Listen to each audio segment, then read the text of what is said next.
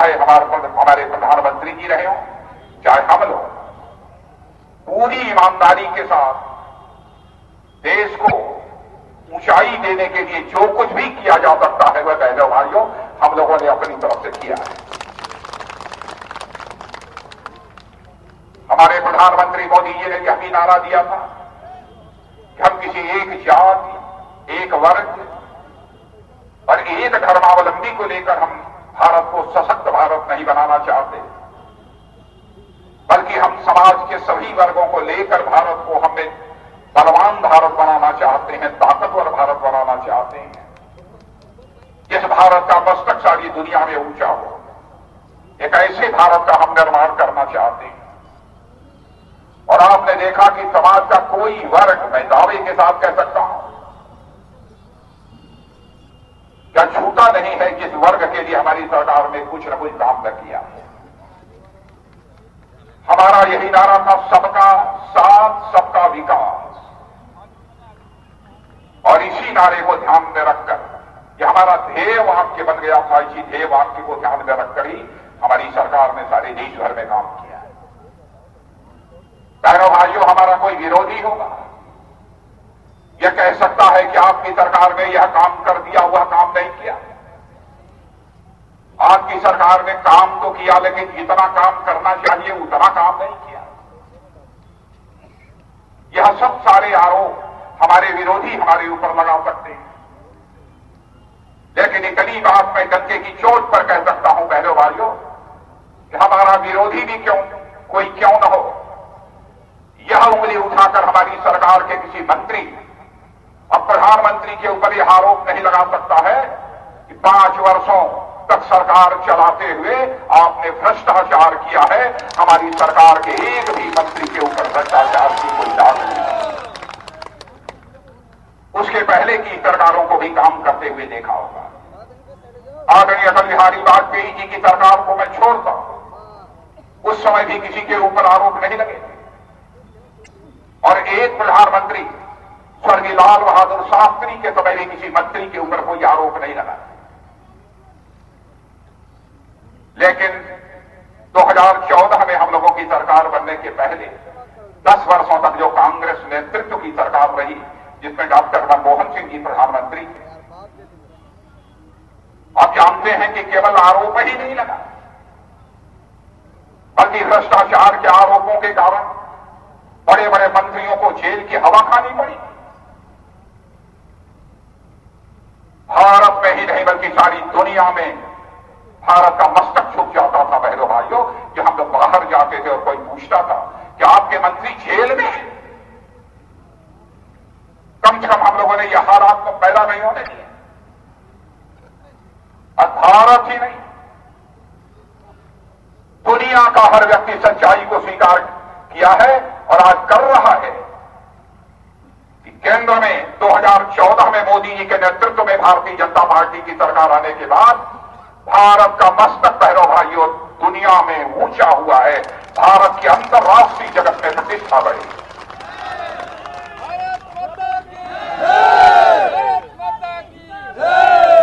सभी स्वीकार करते हैं।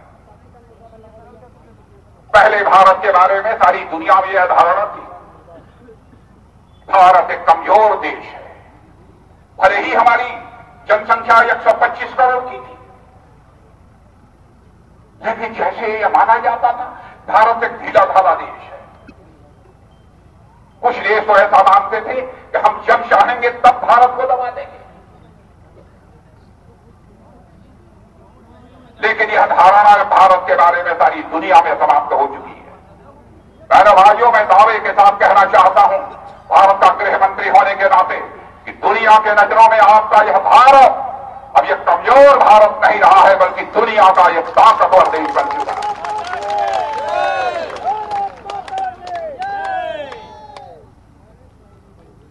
हमारा एक पड़ोसी देश है पाकिस्तान, बराबर पड़ोसी होने के नाते उससे हम लोगों ने अच्छे रिश्ते, बेहतर रिश्ते बनाकर रखने की कोशिश की। आदरणीय अटल बिहारी वाजपेयी जी चलकर पाकिस्तान गए और अटल जी ने कहा कि पाकिस्तान हमारा पड़ोसी देश है, हम पड़ोसी देश के साथ कोई विवाद नहीं चाहते हैं, जाना चाहते हैं। और उसी समय हमारे श्रद्धेय अटल बिहारी वाजपेयी जी ने कहा था कि हमें इस सच्चाई को समझना चाहिए कि मनुष्य के जिंदगी में दोस्त बदल जाते हैं लेकिन पड़ोसी नहीं बदलता है, इसलिए बराबर पड़ोसी के साथ अच्छे रिश्ते बनाकर रखने चाहिए।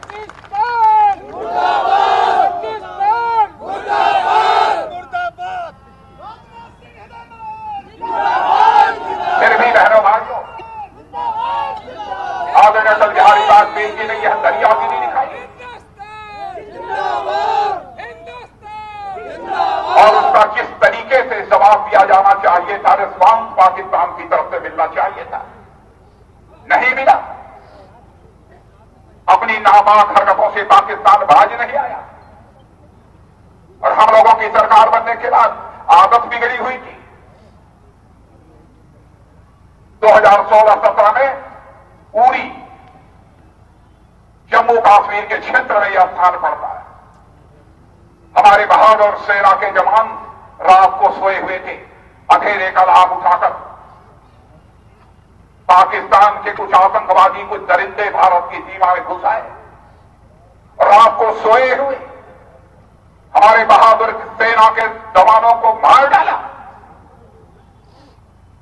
उसके बाद प्रधानमंत्री जी ने हम 2-3 लोगों के साथ बैठक की और बैठक करने के बाद बहनों भाइयों उस पर फैसला हुआ और उसके बाद आपने देखा कि पाकिस्तान की धरती पर जाकर हम लोगों ने उसका हुआ तोड़ जवाब देने में कामयाब किया।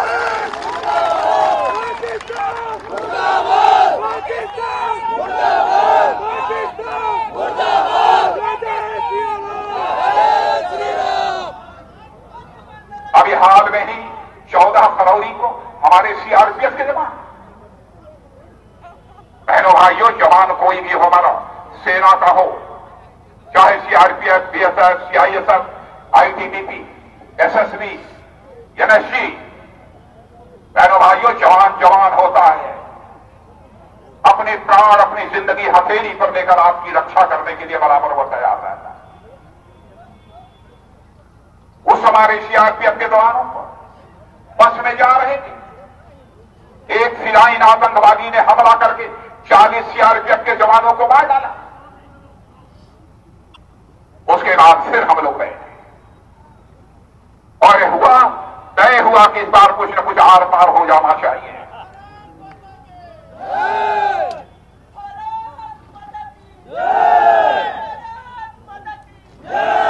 और उसके बाद हमारे बहादुर सेना के जवानों ने, बहादुर सेना के जवानों ने भारत की धरती से ही नहीं बल्कि पाकिस्तान की धरती पर जाकर आतंकवादियों के सबसे बड़े ठिकाने को धराशायी करने में कामयाबी हासिल की।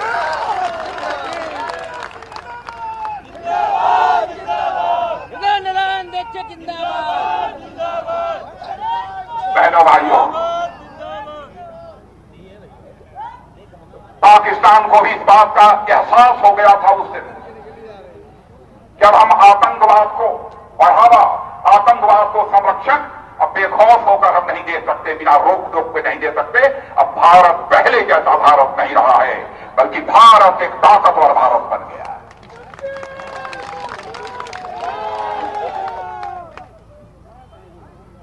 लेकिन मुझे सचमुच चिंता तब होती है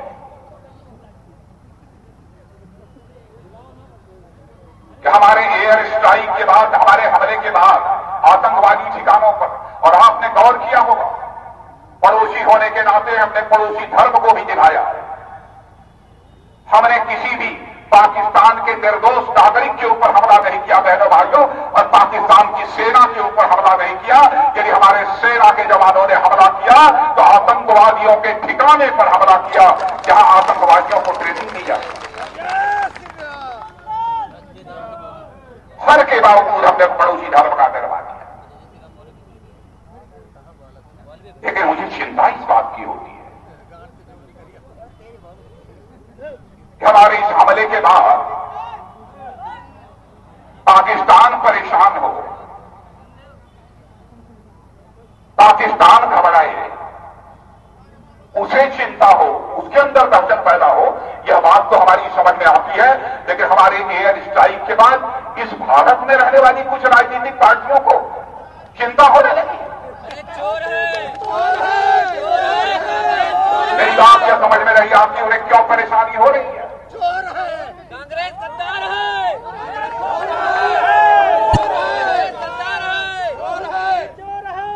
बहनों भाइयों, ये हमला किया तो हमारे सेना के जवानों ने हमला किया था, हमारे एयरफोर्स के जवानों ने हमला किया था। राहुल गांधी चोर है।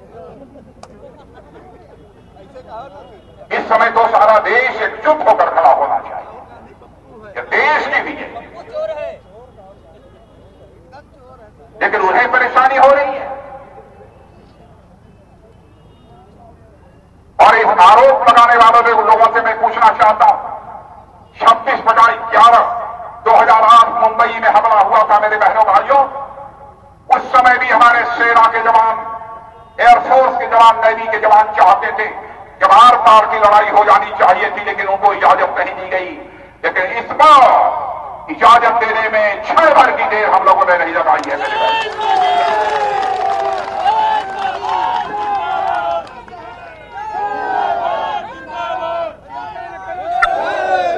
उन लोगों को परेशानी हो सकती है। इतना बड़ा आतंकवादी हमला हो गया मुंबई में 2008 में, 26/11 का, इतनी बड़ी संख्या में लोग मारे गए, उसके बाद भी कुछ नहीं हुआ। क्या मैं आपसे पूछना चाहता हूं, क्या हम लोगों ने यह एयर स्ट्राइक की, हमारे सेना के जवानों ने, क्या हमने कोई अपराध किया है? मेरे भाइयों ने अपराध नहीं किया है। तो मैं आप सबसे निवेदन करना चाहता हूं, चाहे वहां बैठे हों अथवा बाहर खड़े हों, भारत के नागरिक हैं मेरे बहनों भाइयों, स्वाभिमानी नागरिक हैं, एक भी हाथ नीचे नहीं होना चाहिए। सारे लोग हाथ ऊपर उठाकर तालियां बजाते हुए सेना के और हमारे एयरफोर्स के जवानों का अभिनंदन किया जाना चाहिए, आपके द्वारा उनके द्वारा स्वागत किया जाना चाहिए। राहुल गांधी चोर है।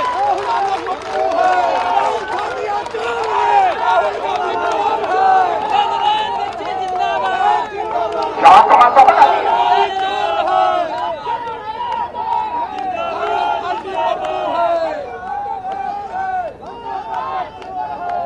बहनों भाइयों, मैं बतलाना चाहता हूं दंगे की चोट पर भारत का गृह मंत्री होने के नाते भी, और मैं जानता हूं कि हमारा प्रधानमंत्री कितना दृढ़ निश्चयी है, कितना मजबूत कलेजी है।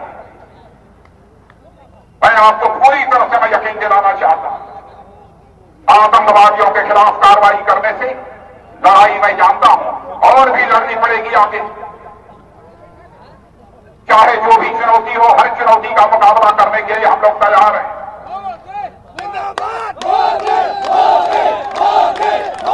लेकिन इतना ही नहीं, आतंकवादियों के ठिकाने पर कार्रवाई करने से न हमें धरती रोक सकती है, न आकाश रोक सकता है, न पाताल रोक सकता है। मैं आपको यकीन दिलाना चाहता हूं।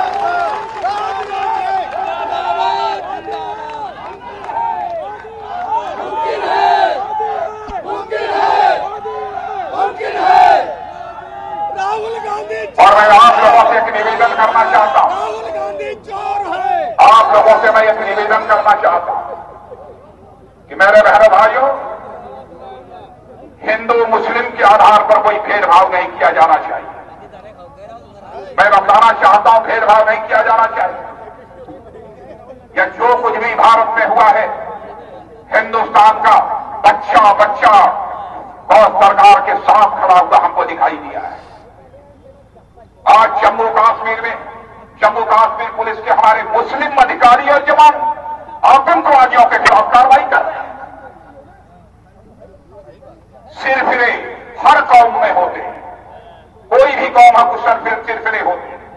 हम लोगों की कौम में भी 1-2-4 लोग होते हैं जो यहां की गुप्त सूचनाएं कहीं बाहर भी भेज देते हैं। वे जाति, पंथ और मजहब के आधार पर राजनीति नहीं की जानी चाहिए। मैं अपील करना चाहता हूं, राजनीति नहीं की जानी चाहिए तो इंसाफ और इंसानियत के आधार पर की जानी चाहिए मेरे बहनों।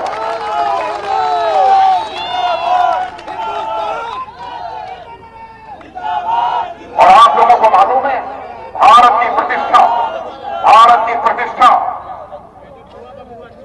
सारी दुनिया में तो बढ़ी ही है। दुनिया के जितने इस्लामिक कंट्री कंट्रीज हैं, इस्लामिक देश दुनिया के जितने हैं, ऐसे 57 देश 57 कंट्रीज हैं दुनिया में इस्लामिक कंट्रीज के रूप में जिन्हें आप जानते हैं। उनका एक संगठन है organization of Islamic cooperation, organization of Islamic cooperation 57 इस्लामी देशों का संगठन है। आपको जानकर खुशी होगी, भारत को आजाद हुए इतने वर्षों का समय गुजर गया, ससम्मान कभी भी भारत के विदेश मंत्री को अथवा भारत के किसी प्रधानमंत्री को कभी भी OIC organization of Islamic cooperation ने कभी नहीं बुलाया था इस संगठन से। बहनों भाइयों, पहली बार 57 इस्लामिक देशों के संगठन ने भारत को अपने सम्मेलन में ससम्मान आमंत्रित किया है। ये हम सबके लिए गौरव की बात है। जिंदाबाद जिंदाबाद, राहुल गांधी चोर है, चोर है, बबुआ पप्पू चोर है। तो यह सब सचमुच हम लोगों के लिए गौरव की बात है और आपको जानकर खुशी होगी। अरे एक बात तो बाद में है, उसे बोलेंगे, लेकिन पहले ये बताइए कि आप लोग ठीक ठाक तो हैं? कहीं कोई बात, कोई नाराजगी वाराजगी तो नहीं है? रवैया सब ठीक ठाक होगा कि नहीं? कह रहे हैं आप लोगों की बड़ी कृपा रही है, इस देश की जनता की बहुत बड़ी कृपा रही है मेरे भाई। आप लोगों ने 2014 में हम लोगों की झोली तो भरी भी, 2017 के विधानसभा चुनाव में झोला भर दिया।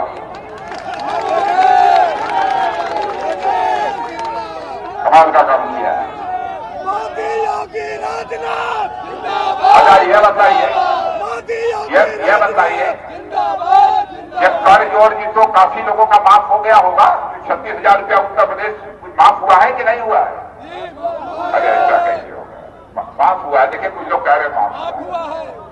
अच्छा ये बताइए कि पहली बार आजाद भारत के इतिहास में मेरे बहनों भाइयों पहली बार किसी प्रधानमंत्री ने इस काम को किया है।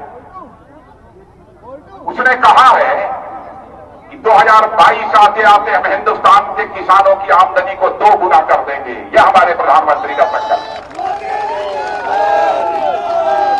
अच्छा ये बताइए, धान, गेहूं, चना, इन सब सारी चीजों की न्यूनतम समर्थन मूल्य, जिसे कि मिनिमम सपोर्ट प्राइस कहते हैं, उसकी कीमत बढ़ी है कि नहीं? ज्यादा बढ़ी है? ईमानदारी से बताइए।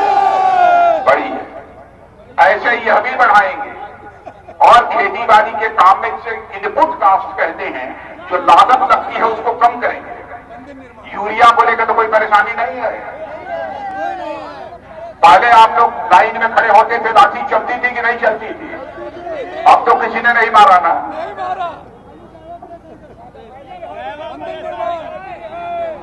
मजा काट रहे हैं। बहुत अच्छा, बहुत अच्छा। प्रेस के दोस्तों से कहूंगा, देखिए ऐसी कोई पब्लिक मीटिंग नहीं देखी होगी जिसमें खड़े होकर लोग कहेंगे मजे काट रहे हैं। अयोध्या मंदिर बनना चाहिए। केदार भाई इतना हो रहा, सब इसका बात है हो जाए। राहुल गांधी। अच्छा ये बताइए, एक प्रधानमंत्री किसान सम्मान निधि, हमारे प्रधानमंत्री ने कहा कि भाई बहुत ज्यादा तो नहीं कर सकते, धीरे धीरे बढ़ेगी, लेकिन उन्होंने कहा जिनके पास 2 हेक्टेयर से कम जमीन है, यानी कितना एकड़ हो गया? 8 बीघा से ज्यादा हो गया, एकड़ हुआ है ना, 8 एकड़ हुआ है, लगभग 8 बीघा, 8 साढ़े 8 बीघा तक जिनके पास जमीन है, उनके खाते में दिल्ली के बैंक से पैसा निकलेगा और सीधे आपके भगवंत नगर के आपके खाते में पहुंच जाएगा। पहली किस्त 2000 रुपए की जरूर आई होगी, यदि आप लोगों की लिस्ट में आई है कि नहीं भैया? आप लोग बताइए। आई।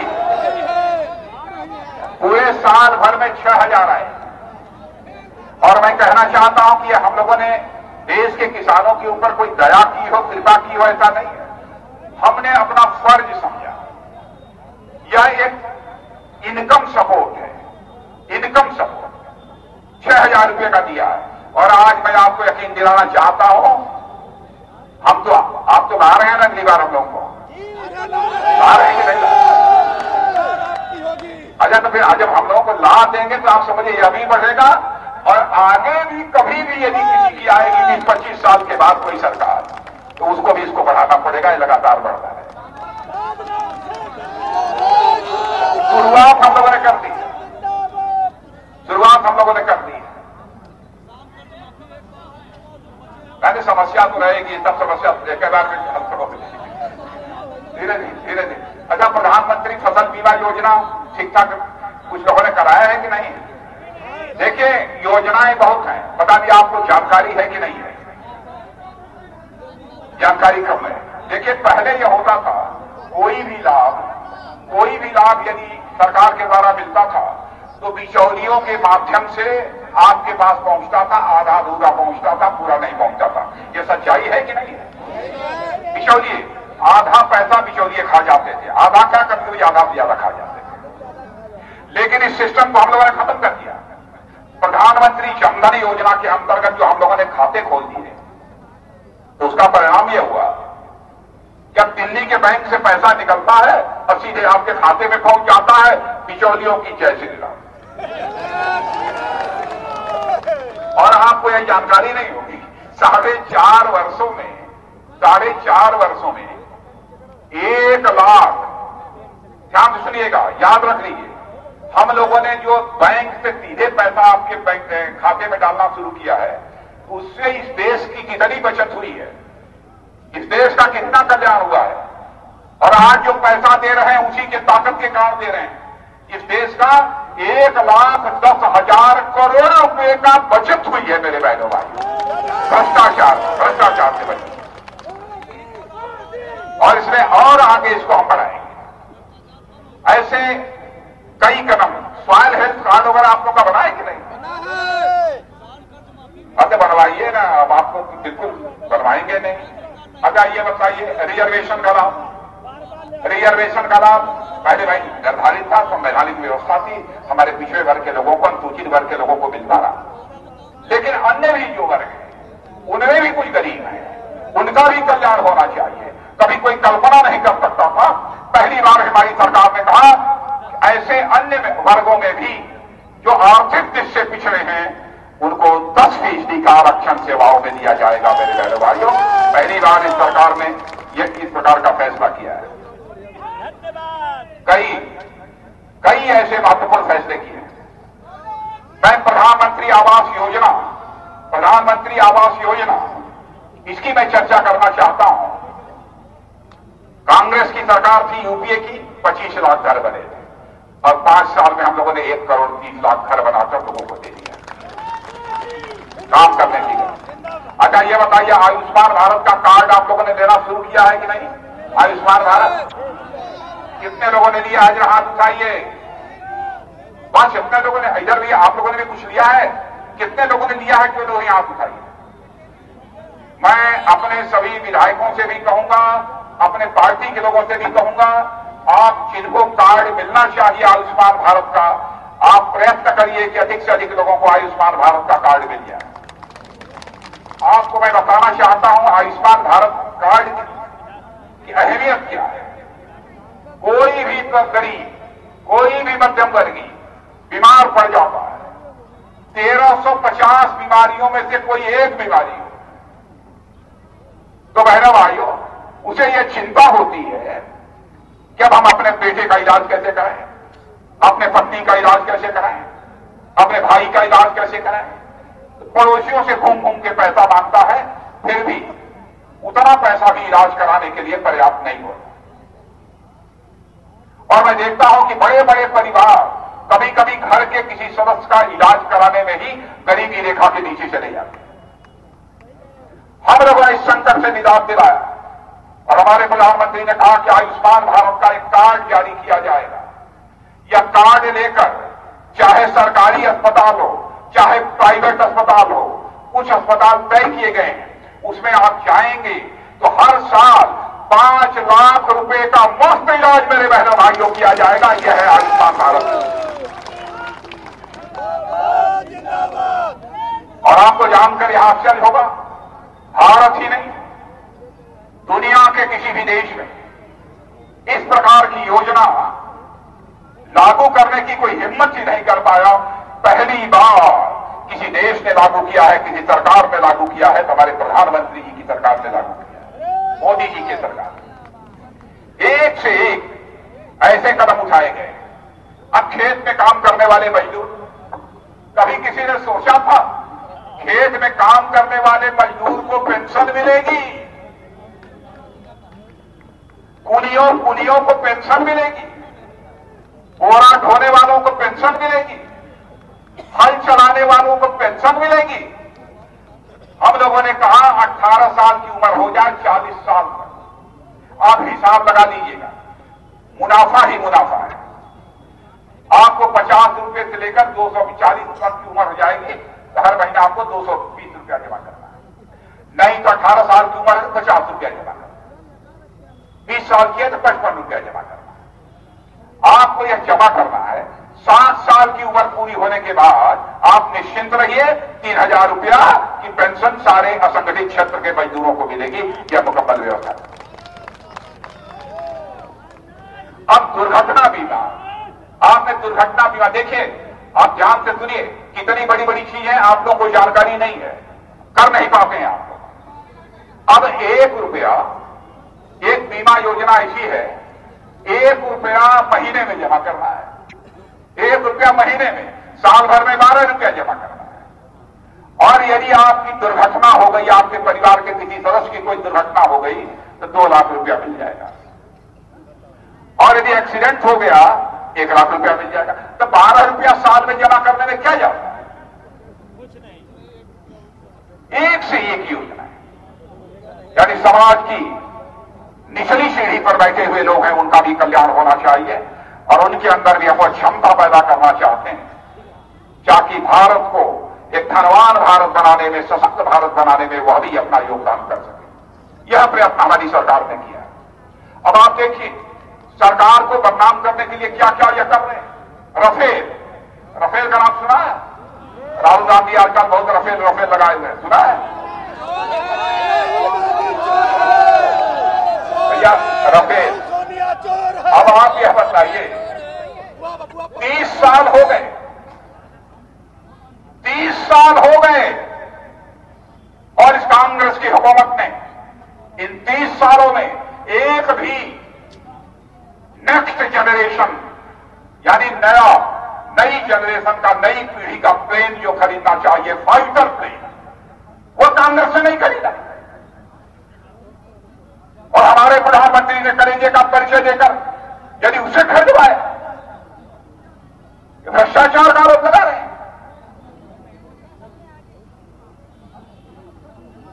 और बहनों भाइयों, कुछ लोग फाइल में फोटो स्टेट करा के इधर उधर ले गए तो कह रहे हैं कि फाइल चुरा दी। बहनों भाइयों, मैं आपको यकीन दिलाना चाहता हूं, यह ऐसी वैसी सरकार नहीं है। मर्यादा पुरुषोत्तम भगवान राम की आपको याद दिला देना चाहता हूं। समाज की अंतिम सीढ़ी पर बैठे हुए व्यक्ति ने उनके ऊपर उंगली उठा दी थी तो अपने प्राणों से प्यारी सीता को भी अग्नि परीक्षा से गुजरने के लिए उन्होंने मजबूर कर दिया था। और जिस दिन हमारी सरकार के ऊपर कोई भी प्रथम भ्रष्टाचारी आरोप सिद्ध हो गया, बहनों भाइयों, ऐसी सरकार हमको स्वीकार नहीं है। हम जीते हैं तो केवल सरकार बनाने के लिए नहीं जीते हैं, हम जीते हैं तो देश बनाने के लिए जीते हैं बहनों भाइयों, केवल सरकार बनाने के लिए नहीं जीते। इसलिए मैं आप लोगों से अपील करना चाहता हूं, बहनों भाइयों, दोबारा भी आपका समर्थन चाहिए। भाई आप देंगे तो एक बार जोर से बोल दीजिए। और आज देखिए, भगवंत नगर आया हूं, भगवान की नगरी में, राजा राम बख्श सिंह जी की नगरी में आया हूं बहनों भाइयों। ऐसे स्वतंत्रता संग्राम सेनानी यदि मैं आया हूं तो आप ये बताइए, इस बार हम लोगों को लाएंगे कि नहीं लाएंगे? एक स्वर में बोलिए।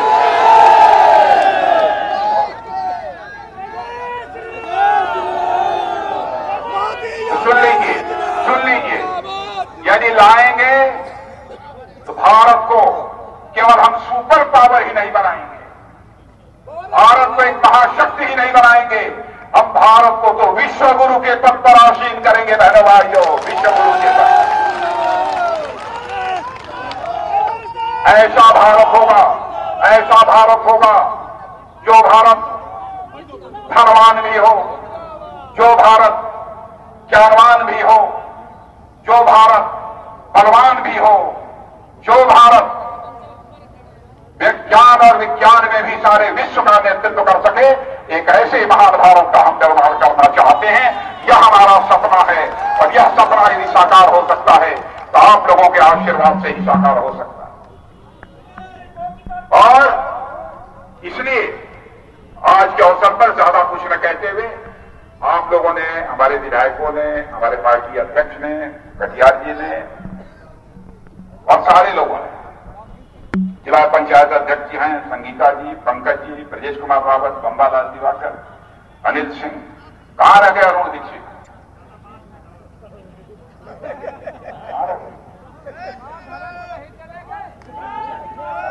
चलिए दीक्षित जी हैं तो हाथी के पांव में सबका पांव। जिलाध्यक्ष हमारे श्रीकांत कटियार जी ने, संजय शुक्ला जी ने, और आप लोगों ने भी खूब तालियां बजाई के माला पहनाया जा रहा है। लेकिन स्वागत, सलाम दुआ ये सब एक तरफा नहीं होना चाहिए। आप लोगों ने तालियां बजाकर स्वागत किया है, लेकिन मैं शीश झुकाकर आप सभी लोगों का स्वागत करता हूं, आप सभी का अभिनंदन करता हूं। और मैं आप लोगों से कहूंगा कि एक बार नारा लगाइए, भारत माता की।